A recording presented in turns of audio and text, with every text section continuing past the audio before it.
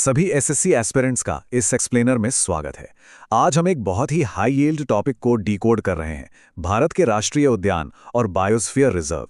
भूगोल के सेक्शन में पक्के मार्क्स स्कोर करने के लिए ये टॉपिक बिल्कुल गेम चेंजर है। तो बिना देर किए सीधे इस टॉपिक की गहराई में चलते हैं और उन कोर कॉन्सेप्ट्स पर फोकस करते हैं जो एसएससी बार बार पूछता है। ये रहा आज का एजेंडा। हम शुरुआत करेंगे संरक्षण के बेसिक सिद्धांतों और जोन से, फिर वन्यजीव संरक्षण अधिनियम देखेंगे, उसके बाद कुछ जबरदस्त मेमोरी ट्रिक्स, एसएससी के लिए मस्ट नो फैक्ट्स, भारत के बायोस्फीयर रिजर्व्स और अंत में एक क्विक प्रैक्टिस क्विज। चलिए शुरू करते हैं। सेक्शन 1, संरक्षण के मूल सिद्धांत और जोन। एग्जाम्स में अक्सर वन्यजीवों को बचाने के बेसिक तरीकों से सीधे सवाल आते हैं। अब देखिए, इन सिटू और एक्स सिटू सुनने में थोड़े टेक्निकल शब्द लगते हैं, लेकिन इसे एक बहुत ही सिंपल उदाहरण से समझते हैं। मान लीजिए कोई मरीज है।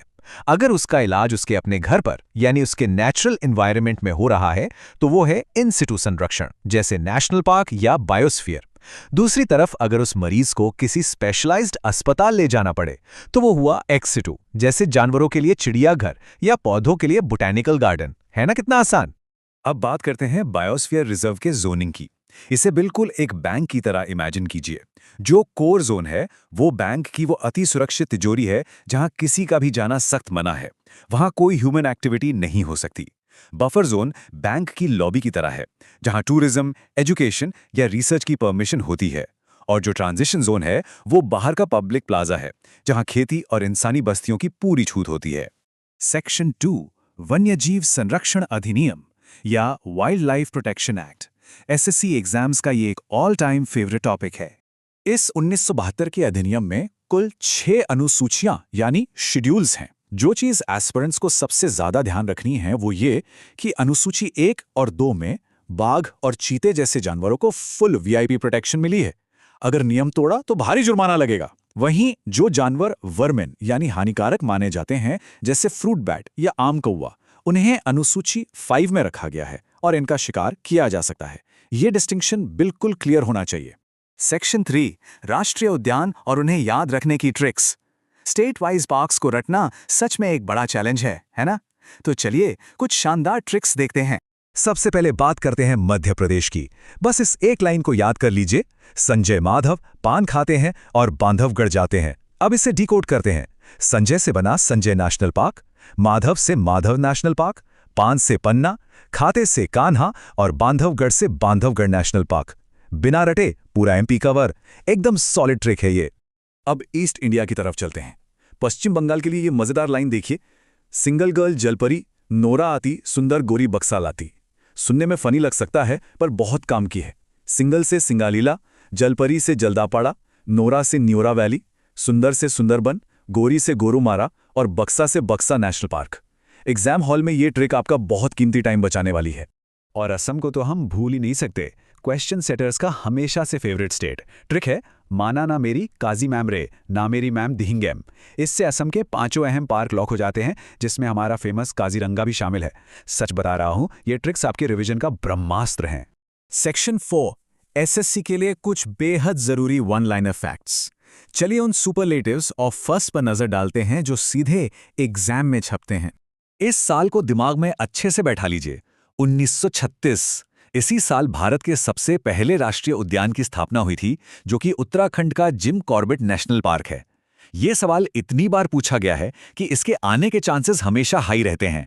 आकार और जानवरों से जुड़े ये फैक्ट्स की रटे होने चाहिए। देश का सबसे बड़ा नेशनल पार्क लद्दाख का हेमेस है और सबसे छोटा है अंडमान और निकोबार का साउथ बटन आइलैंड। और अगर सवाल आए एक सींग वाले गैंडे यानी राइनो की सबसे ज्यादा आबादी के बारे में, तो आंख बंद करके असम के काजीरंगा पर टिक लगा दीजिए।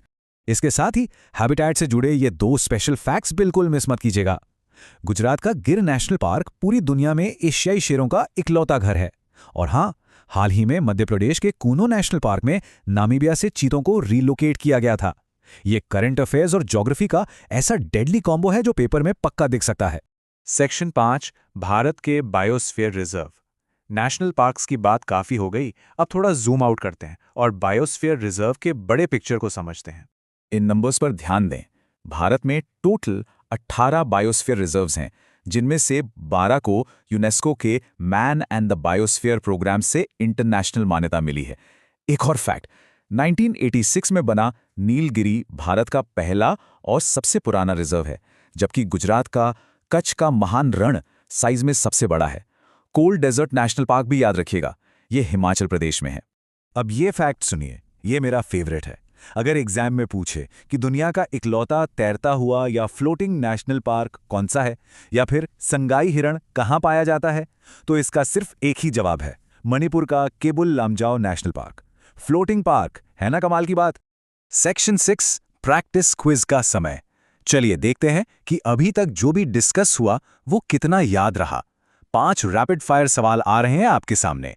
सवाल नंबर 1, एक बायोस्फीयर रिजर्व में कौन सा जोन मानव बस्तियों और खेतीबाड़ी की परमिशन देता है?